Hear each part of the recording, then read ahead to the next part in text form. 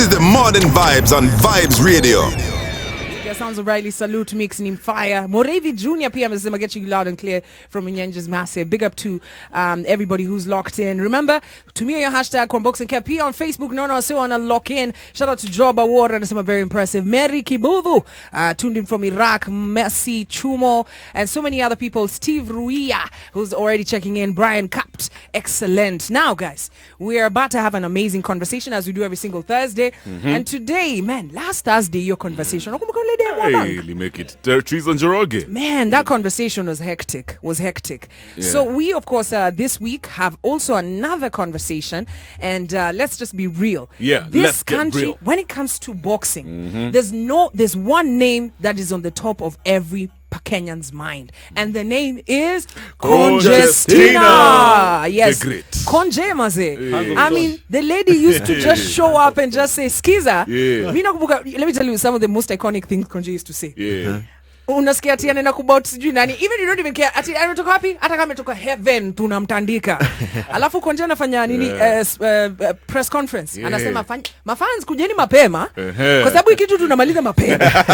And true to the word, akifika huko mazee ameflomse wase bado uko interest wanachukua matiko game imedai ati mnachukua pictures ati mbona mnatoka match imeisha. Konje was crazy, man. Konje was just a legend. And let me tell you what made Konje extra special. She made us care for a sport that majority of us didn't actually care about. You're very right, because after before Konje, me I never cared about boxing. Nilikuwa na hii boxing ya wase wa kina majutu, kina Mike Tyson, sijui kina Muhammad Ali, John Fraser.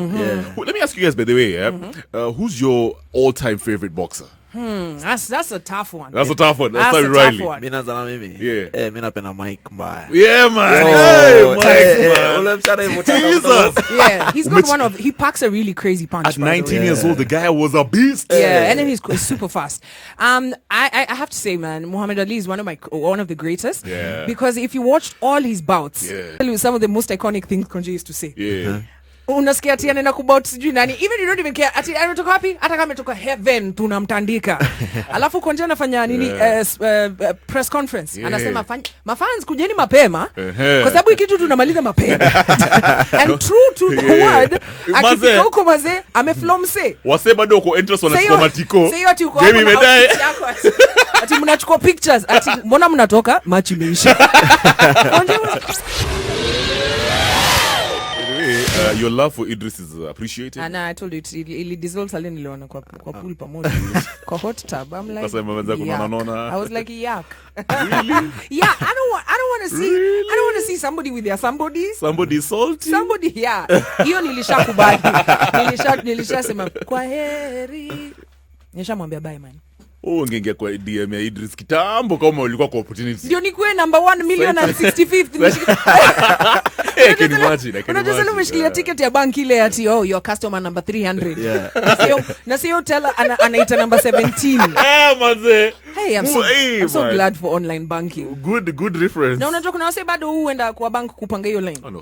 I don't even understand it. It's the older generation. Yeah. No, I need to see my money. I need to see the cash. Count it. I need to be seen in the bank. All right. Speaking of being seen, in the next hour, of course, Destination Rhythm. Shamir is going head-to-head with Wairi.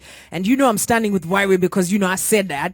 Shamir! Yeah, so itakuwa fire. Also, we want to highlight Beanie Man today kwa Throwback Thursday because you got to put some respect on Beanie Man's name. Unajua makolabo gani mangapi Beanie Man amefanya, especially in the 90s, 2000s alikuwa anafanya makolabo za hip hop mob sana. Yeah, kina T.I., Janet Jackson, Gorilla Angie Martinez, Maya. Yeah. I mean, there's so many people he did a collabo with, hip hop collabo. So tutacheza, each of us will pick one of our favorite hip hop collabos from Beanie Man. Actually, why don't you play the game with us on hashtag Kwambox and Kev? Which is your favorite Beanie Man hip hop collabo? Oh yes.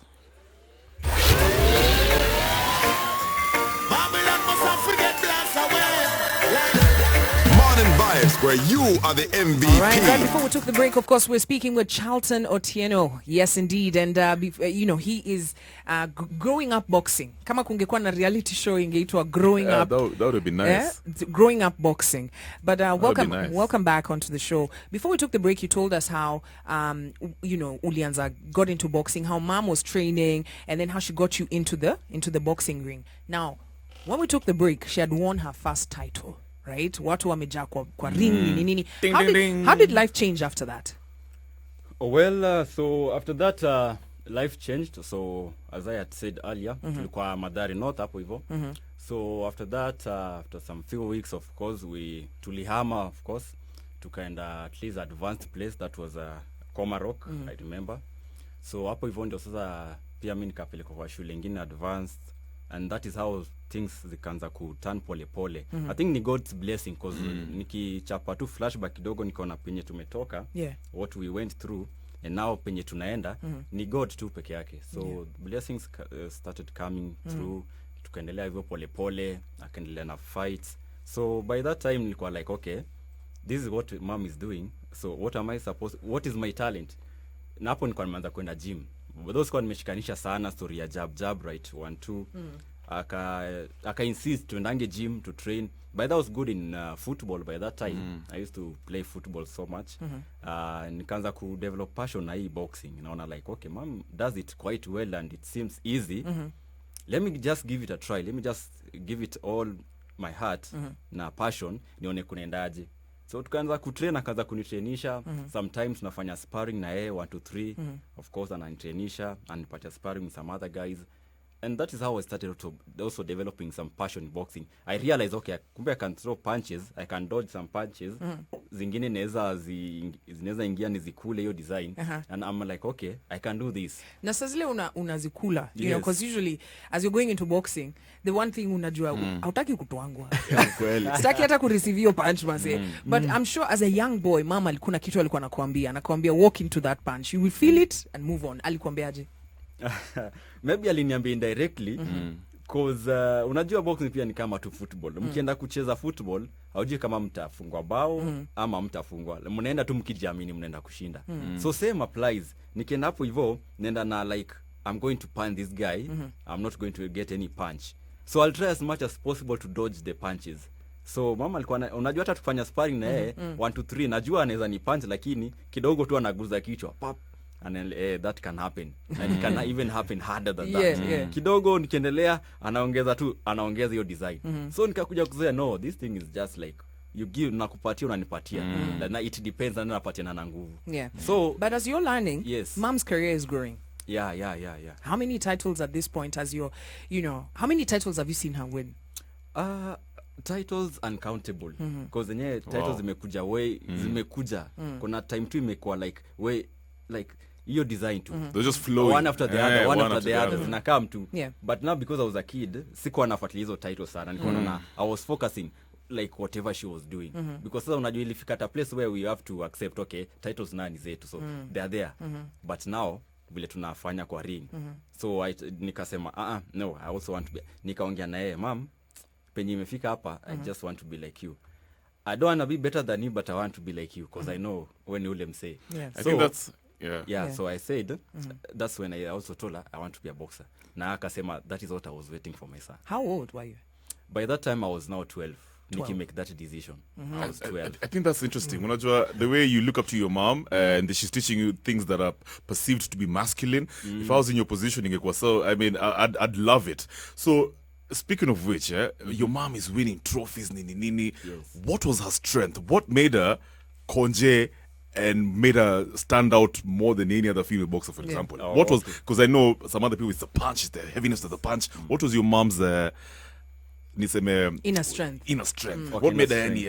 All right, so I get your point. Tuwezi sema tu ni boxing peke yake imechangia. My mom alikuwa mtu wa watu.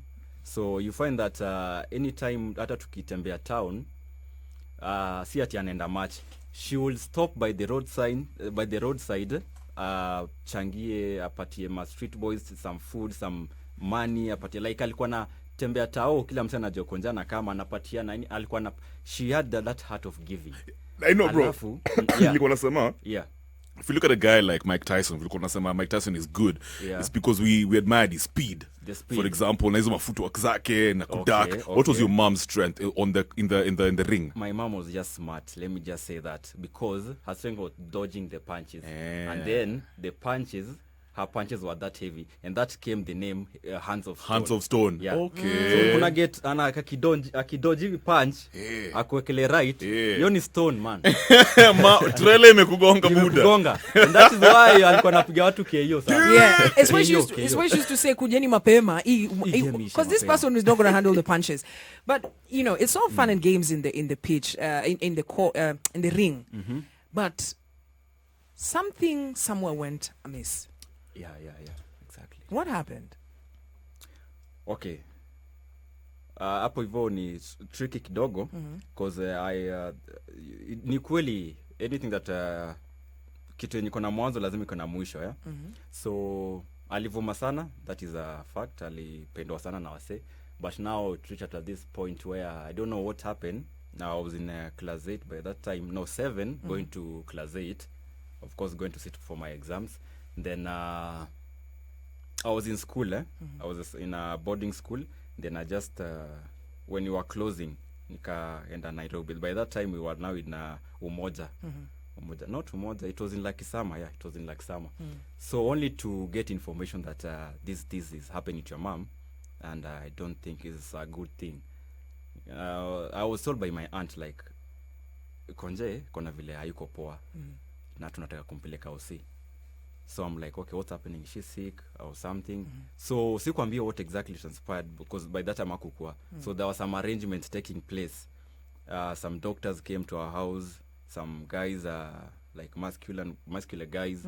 So akakam. So it reached jioni akafika nyumbani. Akachukuliwa tu by force, because she was strong na alikuwa na repel with her. There's nothing wrong with her. Yeah. So but watu like us, we know, like they knew something was wrong. So akachukuliwa akapelekwa Madhari.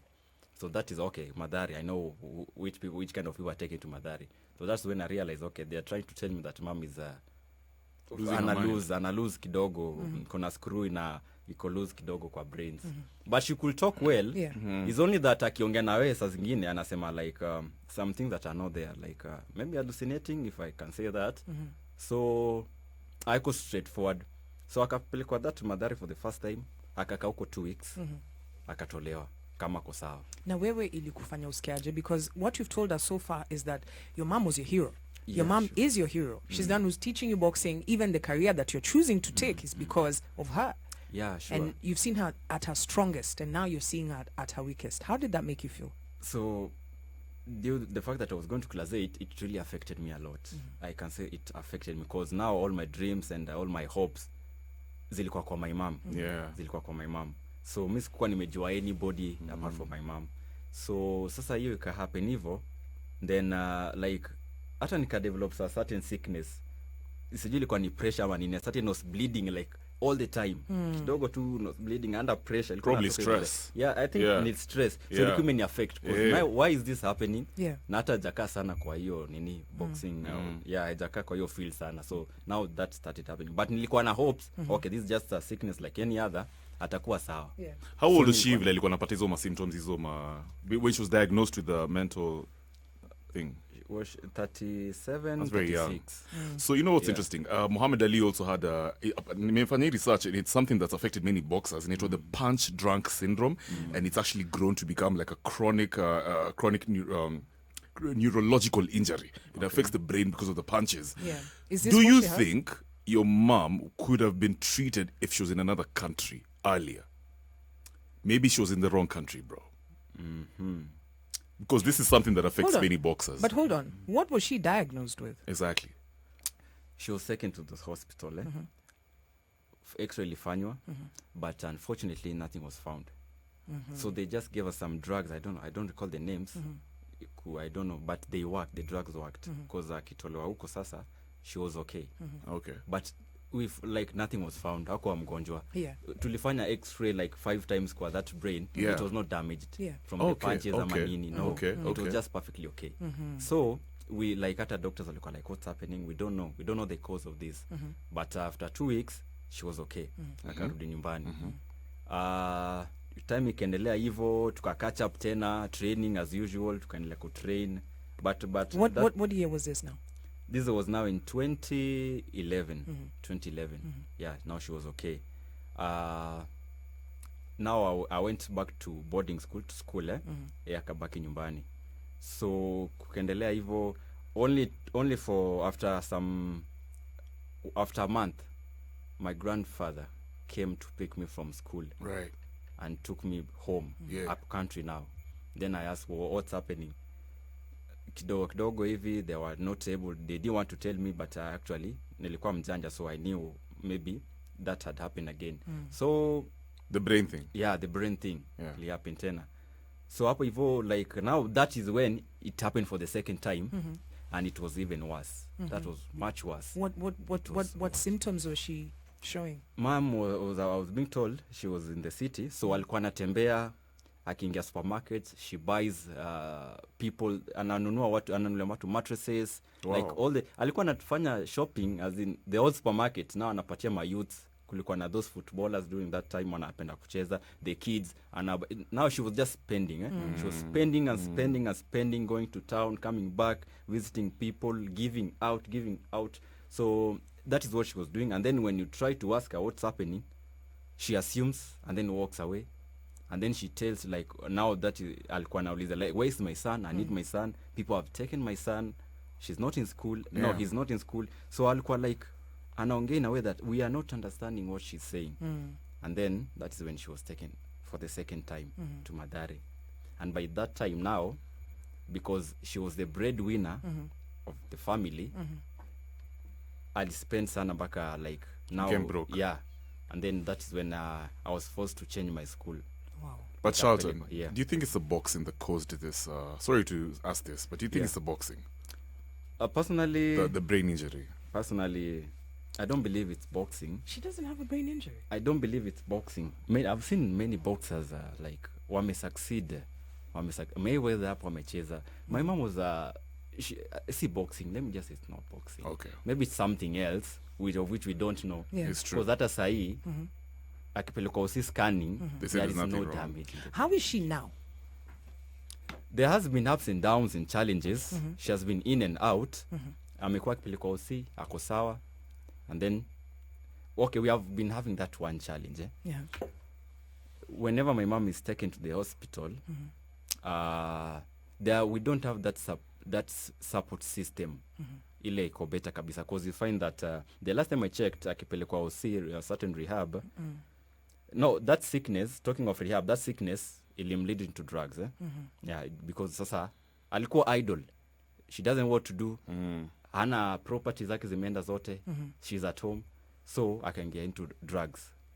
So hapo akatumia, so that one, that's why. What kind of drugs are we talking about? Alcohol, of course. No, I'll just be honest. So bang, and kuna drugs tu zingine ziko home that I don't even know vile zinakuanga. But she was into drugs. And Charltone, I hate to ask this because this is a story that has been in the news, and I've actually been part of a contribution in Aida Odinga alifanya boxing tournament na kina Susan Awio. I think that was like maybe 7 years ago, and we did a charity boxing tournament to raise funds for Conje. Right. And I've seen numerous attempts, you know, of people saying they are going to help Conje. What help do you think she needs? Okay, talking of that kind of help, that is what actually I was going to. You find that people make promises. That is, people make promises, but at the end of it, maybe they do it with a reason. People are not, most of them were not honest. Maybe they were doing it for PR. Wait, you're saying that these people who are announcing that they were helping Conje weren't? They did not commit. As in, hamku get hizo support? We did. Okay, if I can give example, we had this promise from the Heroes Council people. They take care of heroes from the sports arena. Yeah. So the last time I checked, there were the people who they were working with Karo Radul. Radul alitoa mom home akampeleka OC. After some 3 months, they came personally to Radul wakamwambia they will take Conje akitoka OC, watampatia place ya kustay, watampatia gym, na watampatia like they'll cater for all her needs. So we had hopes, okay, now finally. When was this? This was in 2021. Juzi too, 2021. So simama katolewa OC. So now we tried to contact these guys, the Heroes Council guys. Unfortunately, they were nowhere to be seen. And phones, so what is happening with Conje now? So Conje right now is at home. Still sick, of course. In the village. I want you to hold that thought. Yeah. We're almost at the top of the hour. We're going to open the phone lines. You get to speak to Charltone. Hit us up on hashtag Kwambooks and Kev. It's sad to hear that a lot of people have come out to say that they're helping. But they don't commit. Remember, you're on morning. This is the Modern Vibes on Vibes Radio. Of course, Conjestina. This is a name that reverberates. Any child who was in school at that time, any adult who was, ladies who were growing up and saying, you know what, that's someone I'm looking up to. And in studio, of course, we're speaking with Charltone Otieno, who's the son of the great legend mwenyewe, Conjestina'. Charltone, before we took the break, ulituambia kwamba a lot of people have lied on Conjestina'S name. Wanadanganya wanataka kusaidia ama wametuma usaidizi, lakini hiyo usaidizi haijafika. Yeah. Now, as a young man, aside from what's going on with Conje, you have your own career. Yeah. How's that going? Yeah, I have my own career. So just relating to my mom's story, it reached at a point where I had to make a tough decision because you find that it really disturbed me a lot. It affected my education all the way from primary to high school.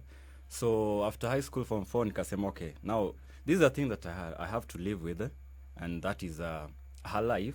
So what's my life? Because I won't take forever regretting having a lot of stress due to my mom's so I just decided to take a step.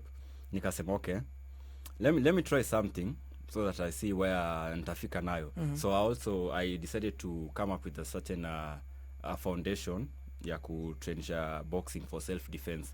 That was in Lakisama. Yeah. So it went on well, kapata wanafunzi, but by that time I wasn't doing it.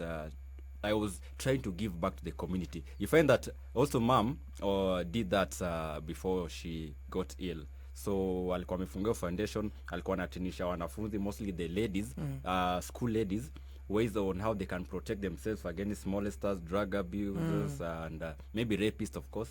So nika by that idea. Mom, maybe some years akikuwa sawa, she'll be proud of me nikakipata nikinenda na hii story. So sikuwa nafanya juu ndiafurahie. I was doing it because I was also being driven towards that. Yeah. So nikamwa nikufungua foundation, nikatrain wanafunzi, but I wasn't charging. Now it reached at a point where, okay, now financial constraints. I'm doing this, I'm giving back to the community, yes, but now what about me? So life became difficult. Yeah. So I had to use my abilities. I'm a person, okay, I'm multi-talented. Like I told you, playing football, boxing itself, and some other sports, athletics. I'm also an artist, dancing, of course. And coming to now my career, scouting itself. Scouting is what doing when I tambua, but scouting is a good thing. So I was a scout all the way from primary, high school, nikakuwa scout prefect. So I tried out. There's this scouting school, the only scouting school in Kenya where everyone is a scout. So I tried, it's called Marion Group of Schools. Nikaenda huko hivyo, like I was given that chance. I had the certificates, of course, the scouting, and I was given an opportunity. So expectations, like I was outstanding. Yeah. I did well, and that is how I started pole pole. So in terms, other than doing that scouting, kufunza wanafunzi scouting hivyo, pole pole, I said, okay, let me also try something else. I didn't ask for permission to do it, but I just, okay, let me try teaching these guys some aerobics or maybe workouts. Nice. Now, weekends, it was a boarding school, so weekends there were borders. So nikaingia, tukaenda session, aerobic section. Tukafanya aerobics workouts 1 to 3. It was fun. Yeah. It was liked. Again, pole pole to now you are the aerobics trainer, you will be doing workouts. Pole pole, okay, now that I'm doing scouting aerobics, what other thing can I do? Okay, one time, let me now try to let me try boxing then. These are pupils, and they need certain skill for self-defense, and this is what my mom used to do. Now this is the opportunity. Yeah. Again, si kwamba permission. So I just decided. You see, it's a matter of taking risk so that you know where you land. And you know, Charltone, when I'm hearing your story, I'm seeing the resilience that Konje alikuwa nayo, especially when she was younger. Alikuwa msewa football, kidogo anatumia ati yake hapa kuchora kwa mashulezi, charts to make an extra buck. Anacheza football hapo analipwa 60 bob. Ameingia kutrain hapo boxing mwenyewe. Yeah, of course. So hata umeshinda kama umejituma. Yeah, ukikaa hapo ngoje kuitwa, you'll wait forever. Now, I want to give a chance for listeners to call in. Tell us a thing or two, maybe about how Konje inspired them, or maybe say something to you. But before I do that, I'd like you to give us your final words. You see your career. Do you see yourself getting into boxing as a full-time career? Do you see yourself getting to the heights that your mom got to? Okay. So what I'd like to say is that personally, I'm an aspiring professional boxer. Boxing is my thing. It flows in the blood. And it is my dream that one day I'll step into that ring professionally and play boxing. That is a fact. So I'd like to also advise the young upcoming boxer, or maybe youth. Yeah. Life is a matter of making wise decisions and choices. Usingoje kuitwa, jitume. Because personally it reached at a point where maybe kama si kujituma, maybe I will get into drug things, or maybe because of idleness, of which many youths sahi wamefanya. Yeah, man. Yeah, your mom, you don't have hauko focus, hauna kitu kufanya. Get into drugs. But I made that decision and a choice. Okay, let me say that's not alternative. Let me try to do this. So boxing is not that it is a sport that people tend to look in a different way, in a different perspective, that it is a dangerous sport. It is not. It's just like any other sport, just depending with how you approach it. It is actually, to me, boxing is a sport with the most disciplined people. Yeah, it's interesting because somebody actually said boxing builds character. Boxing and karate, yes, they really they define a human being, not just a man, even a woman. They make you very disciplined and build your character. Very true. I love that. And when you're walking outside there, no one can notice that you're a boxer. Wow. Yes. All right. I want us to pick some calls already. Listeners wako on kwa line hapa. Hey, umesikia. And today, interestingly, our wake-up call ilikuwa juu ya discipline. Yeah, by the way, yeah. Right? So, 0719-012-700. On the line, we got Patrick Kadere. Mr. Kadere. Hey, Mr. Otieno. Yes. Otieno, baba. Ochoma Bear. Achoma Bear. Acha kabisa Kadere from Kitale. Mimi nimekusikiza sana, kumbe Conjestina alikuwa na kijana mbunifu kama wewe, sikuwa anajua. Umejua sasa. Sasa nimejua. Sasa swali mimi nakuuliza tu mambo mawili. All right. Huyu Conjestina unajua tumemsikiza sana, hata nilikuwa napenda kuwatch wrestling sana. Wakati Conjestina akiingia stage lazima tuwatch. Alikuwa anajulikana kabisa. Na huyu Conjestina alikuwa anaingia kwa stage na courage kabisa na vitisho. Ndio nauliza huyu Conjestina ni nani? Huyu Miguna ni ndugu yake. Sasa alikuwa anaongea kama Miguna. Ati Miguna. Kadere. Ni anko yako kweli. Sasa alikuwa analisema kama Miguna vitisho, akiingia mahali anaongea na courage kabisa. Alafu swali la pili. Last year nilisikia kwa news kwa Conjestina alifanya blaze nyumba ya Millions of Shillings. Ni kweli ilifitiwa na ikabaniwa ama ilikuwa tu vitisho? All right, thank you so much, Patrick. I want you to hold that thought. Amuulize hiyo story ya nyumba kuchomwa na kama anko yako ni Miguna. Caleb. Yes. Uko na swali? Hello. Welcome to the show. Charltone aje? Yeah, poa sana. Mimi ni Caleb. Sijui kuna nikumbuka tulikuwa Gulf pamoja. Amekukumbuka mzee akaanza tu kucheka. Amesmile tu. Nakumbuka na kuchapia huyu jamaa. Mapunches huyu jamaa alikuwa anatupa. Mimi si ati ni kuchocha ama ni nini. Huyu jamaa punches, like tulikuwa 12 years old, lakini kuna siku fulani kulikuwa na vitu unajezi vitu za shule, kuna kijana fulani class 8. Kale msichome. Choma. Sichomi buda la kutafia. Alimwaitu punches 2. Usa akableki. Unaona jamaa shafura bana, na ni jamaa mkubwa bana. Mimi nakutapia kwa box. Huyu jamaa boxing mimi nampraia na muishia na mhopia kabisa. na najua inaenda far. All right. Nice, Thank you so much, Caleb. Caleb. Hey, inabidi ni mimi pekee ndo ndakuja ni kushut down. Wanasema the fruit doesn't fall far from the tree. Zion. Niaje kombo? Fiti sana. Ingia kwa conversation. Charltone. Yeah, poa sana. Alafu Charltone uko fiti? Yeah, kabisa. By the way tunamiss mande wako. Sema punch. Kwanza ndiye alifanya nikajua boxing. All right. Thank you. Lisa, we hope all the best for her. Yeah. All right. Asante sana. Thank you. Wishing her all the best. Rizla Mtapeli wasemaje? Radani gani kwa? Safi kabisa. Mkoaje Otieno? Charltone. Yes. Yeah. Yo. Mko fiti? Yeah, tuko easy hapa hivi na Charltone mazo. Kuna swali yote any comment bro? Bana nimesikia sio na si rahisi wallahi. Yeah man. Bana. Nice one. Big up.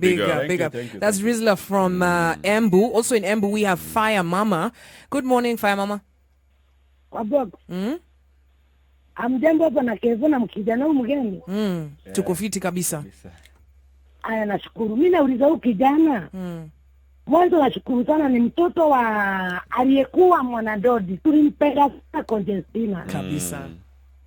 Na muuliza hivi maana pale kwa boxing amesema ni tarajio lake kuwa mwanadondi wa kitaifa.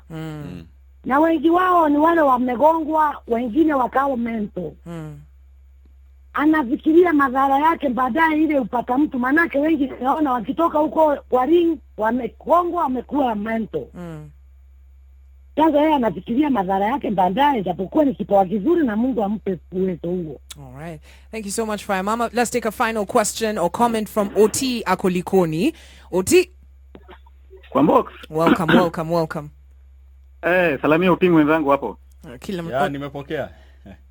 Kwanza ukisikia mtu yote anaitwa Oti, wewe uanze ni kuhit mambo mbaya. Hakuna bana. Ongea bana. Acha hiyo maneno. Oti ni watu wa soft. Ingia kwa kwanza wacha nimbiga hapo huyo kijana kwanza. Mimi pia ni coach wa taekwondo huko Mombasa. Oh, that's nice. Kujua na mwanzo niliingia boxing. Sasa nikatoroka boxing sababu weight yangu kidogo ilikuwa ni ile weight mazee, ile kigongo kidogo ni kama upepo kule. Kumbe wewe ni coaches. Big up Oti. Nice. Natambulika huko Mombasa sana. Sasa kijana uki. Mazee kwa hiyo kazi nzuri mazee, mimi nakwambia tu mazee, big up, uendelee hivyo mazee, alafu pia uendelee na kuongea na vijana wengine huko mazee, wajiunga na sport mazee. Sport husaidia sana pakubwa sana. Alafu tena mamake Conjestina aliinua bendera ya Kenya sana. Kwa hivyo mazee tuna big up sana. Nikimwambia endelee hivyo strong. Asante Oti, big up. Thank you so much. Oti there sharing his thoughts. Unasikia there's 3 questions. Let's start with the iyo ya is Miguna your uncle. Yeah. No, Miguna is not my uncle. Not the direct answer is a no. It's a no. Yeah, alafu pia kauliza story ya hao kuchomwa. Yeah. So story ya hao kuchomwa, that was also another story as a result of my mom's sickness, of course. It was not something intentional. Alikuwa kwa nyumba in the chilly morning akiamka. So maybe unajua home si ati all the rooms are having the electricity, maybe light. So alikuwa anatumia candle. So that candle aliacha hapo kama inaendelea kubana. So it was an accident. Yeah, so akatoka. So only to find out that after ime catch up na nyumba na mattress alikuwa ameka kwa hapo kwa bed. So ili catch up alafu nyumba ikabana. Man, it's crazy how people twist stories, People twisted it like alichoma. Ili trend ati Conjestina amechoma nyumba nini. No, that was not the case. It's so sad, Yeah, so it was just an accident. Too many rumors. Another question ilikuwa Fire Mama alikuwa anauliza story of brain injury. A lot of sportsmen, boxers wanakuanga na hii story. What are your thoughts? Is this something you are afraid of? Yeah, so what I can see is that normally you can't run away from a calling. And brain injuries, no, that is not my thing. See, when you're having a talent, you have to send yourself. So hiyo ni kitu mentality watu wako nayo, watu ukiingia kwa boxing, the brain injuries. No, that's not the fact. The fact is that ukienda kwa boxing, you are disciplined and you know how to calculate your punches and the dodges. It shall be well. All right. It shall be well. It shall be boxing well. Boxing is sports sport, just like any other sport, taekwondo and any other. Yeah. And actually, your second favorite boxer, Mayweather, ako sawa? And you just make sure you don't lose. Anajua kudakizo mapanches. Just be winning. You just have to be very defensive. Just develop the art of self-defense, dodging and all that. Yeah. So when you're a pro, there's nothing to worry about brain injuries now. Box. Unajua Charltone ananikumbusha nani? Kuna youth fulani ana grow saa hii ni boxer. Anaitwa Kinraya. Sijui kuna unajua Kinraya. Enda watch Kinraya. Physically na venye anabonga na venye umesikia venye chale amesema sijui ati ana punch same guy. He's a Kenyan? No, he's not a Kenyan. All right, so Charltone, thank you so much. It was such an honor, a pleasure to have him here. I gotta say, man, to encourage and changamkeni, give a bigger round of applause. Come on. Hey, atumbie Charltone ingine maze. Bana, Charltone psych maze. Haya, tukitoka tunaye Charltone. Charltone. Tunaye Charltone hamtamweza. And that's how we end on Mjadala, Court of Public Opinion. Asante sana Charltone Otieno, and to all Kenyans, of course, continue the conversation. And when you spread rumors about Conje, sasa you have the real information. Yeah, our legend needs our help. Na si help fake ya ukwela. Babylon must have forget blast away. Modern Vibes, where you are the MVP.